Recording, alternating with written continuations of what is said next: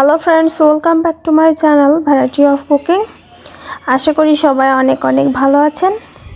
তো বন্ধুরা, আজকে আমি খুব দুর্দান্ত একটা রেসিপি দেখাতে চলেছি আপনাদেরকে। খুব সহজ এবং সিম্পলভাবে সুস্বাদু শিং মাছ রান্না, একদম আলু দিয়ে কষা কষা ভুনা তৈরি করব। তো সবাই যারা আমার চ্যানেলে নতুন আছেন তাদের কাছে অনুরোধ রইল চ্যানেলটিকে সাবস্ক্রাইব করে পাশে থাকা বেল আইকনটি প্রেস করে রাখবেন। আর রেসিপিতে যদি ভালো লেগে থাকে বন্ধুরা, তাহলে অবশ্যই একটা লাইক দেবেন, লাইক কমেন্ট করে সাথে থাকবেন। তো চলুন তাহলে দেরি না করে আজকে শিং মাছের রেসিপিটি তৈরি করি। তো প্রথমে আমি শিং মাছগুলোকে ভেজে নিচ্ছি। দুঃখিত বন্ধুরা, হলুদ লবণ মাখানো বা এর পূর্ব প্রস্তুতিটা কোনো একটা অনাকাঙ্ক্ষিত কারণে কেটে গিয়েছে, তাই দেখাতে পারিনি। তো মাছগুলো আমি ভেজে নিচ্ছি, একটু কড়া করে ভেজে নিচ্ছি মাছগুলো। প্রথম ধাপে মাছগুলো ভেজে নেওয়া হয়ে গিয়েছে, বাকি মাছগুলো আমি একইভাবে ভেজে নেব। শিং মাছগুলোকে আমি খুব ভালো করে পরিষ্কার করে নিয়েছি, দু টুকরো করে নিয়েছি মাছগুলো।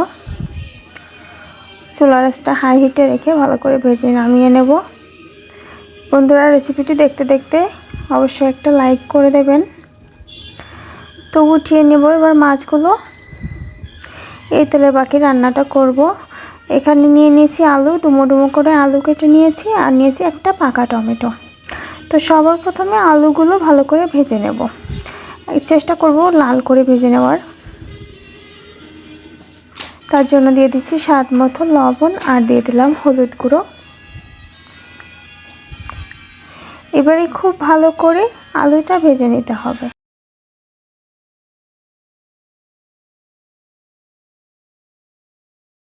আজকের এই রেসিপিটি দুপুরে গরম ভাতের সাথে একদম জমে যাবে।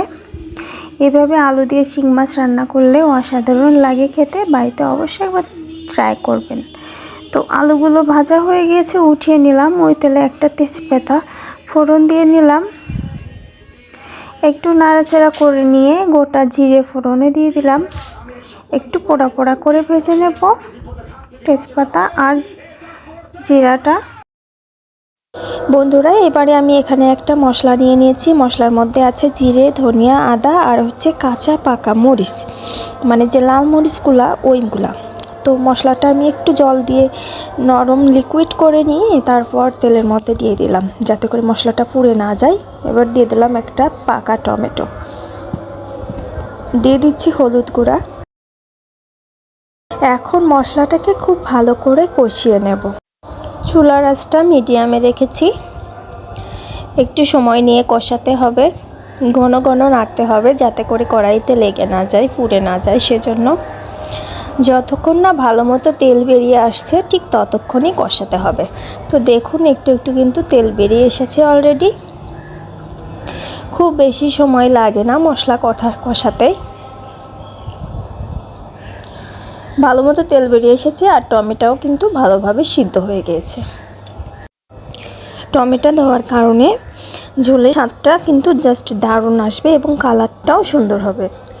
তো ভালোভাবে কষিয়ে নিয়ে ভেজে রাখা শিং মাছ আর আলুগুলো দিয়ে দিলাম। এখন মশলার সাথে 1 মিনিটের মতো একটু নাড়াচাড়া করে নেব। এবারে এখানে ঝোলের জন্য জল দিয়ে দিলাম। খুব বেশি পরিমাণে ঝোল হবে না, তাই খুব বেশি জলও দেওয়া যাবে না। আর একটু হলুদ গুঁড়ো দিয়ে দিলাম।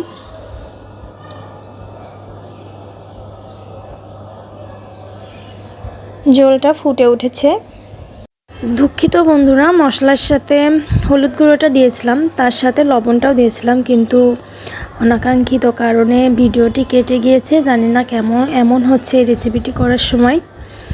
তো যাই হোক, ঝোলটা অনেকটাই কমে এসেছে।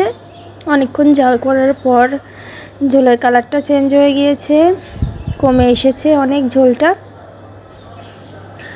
হালকা একটু ঘন ঘন, হালকা একটু জল জল হবে না, একদম একটু ঘনত্ব আসবে ঝোলে, তাহলে খেতেই ভালো লাগবে। এবার দিয়ে দিচ্ছি সামান্য পরিমাণে গরম মশলার গুঁড়া।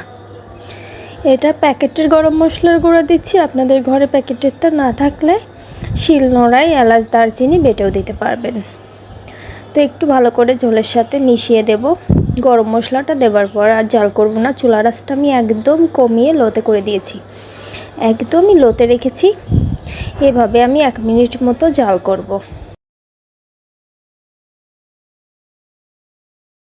তো 1 মিনিট জাল করবার পরে আমি চুলাটা এখন অফ করে দিচ্ছি। চুলার উপরে আমি আরও 5 মিনিট মতো রেখে দেব, তারপর নামিয়ে পরিবেশন করব। একদম গরম ভাতের সাথে দুপুরবেলা জমে যাবে। তো আমি অলরেডি চুলাটা অফ করে দিয়েছি। দেখুন একটু পরে কিন্তু আরও অনেকটা তেল উপরে ভেসে কালারটা আরও সুন্দর আসবে। তো দেখুন বন্ধুরা, আমি অন্য একটা পাত্রে শিফট করে নিয়েছি। তো আমার রেসিপিটি কেমন লাগলো সবাই অবশ্যই কমেন্ট করে জানাবেন। যদি ভালো লেগে থাকে একটা লাইক কমেন্ট করতে একদম ভুলবেন না। আর বাড়িতে অবশ্যই এভাবে একটু শিং মাছের ঝোল করে দেখবেন, খেতে জাস্ট অসাধারণ লাগে। তো বন্ধুরা, যারা আমার চ্যানেলে নতুন আছেন তাদের কাছে অনুরোধ রইল চ্যানেলটিকে সাবস্ক্রাইব করে পাশে থাকা বেল আইকনটি প্রেস করে রাখবেন। তো বন্ধুরা, আজকের মতো বিদায়। ভালো থাকবেন সবাই। এরকমই সুন্দর সুন্দর রেসিপি নিয়ে আপনাদের মাঝে চলে আসব। ধন্যবাদ সবাইকে। টাটা।